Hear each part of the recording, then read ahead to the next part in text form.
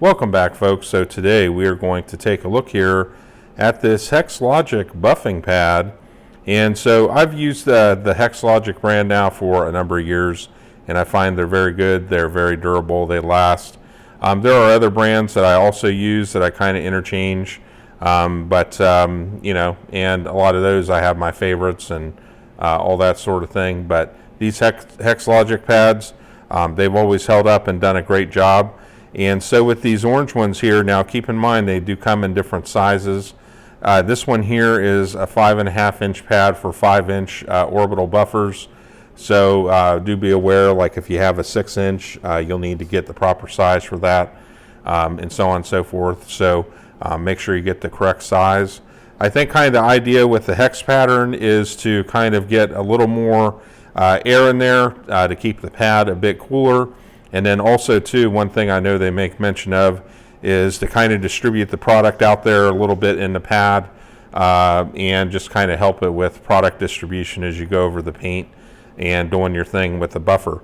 Now Hex-Logic, they do have a little bit of a scale in terms of it's a little bit different, slightly different than some of the other manufacturers in terms of the color coding.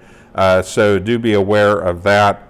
And so in this case, the orange is just under the yellow. So if you need a really heavy cutting pad, the most kind of severe oxidation type situation, all that, you'd want to go a step up to the yellow.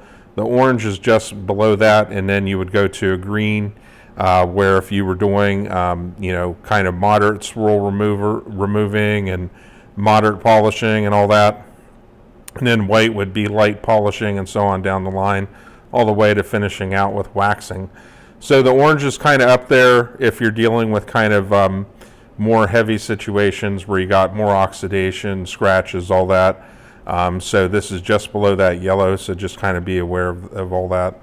But anyways, folks, these work real well. They get the job done, they hold up, and they last, and they do what you need to do, and they're priced reasonably well as well. And then what I do whenever I get done with them is you can use, like for instance, like a polishing pad cleaner.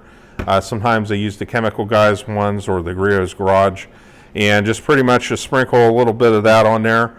And then what I'll do sometimes is let them soak a little, or I'll run them under hot water with that microfiber pad cleaner soaked in there, and just kind of use my thumb and just push all the excess material out of there until I get them nice and clean and squeezed out. And then I kind of come back and you know, just go ahead and let them dry out, and that's all that needs to be done. So anyways, folks, definitely check these out, and have a good one.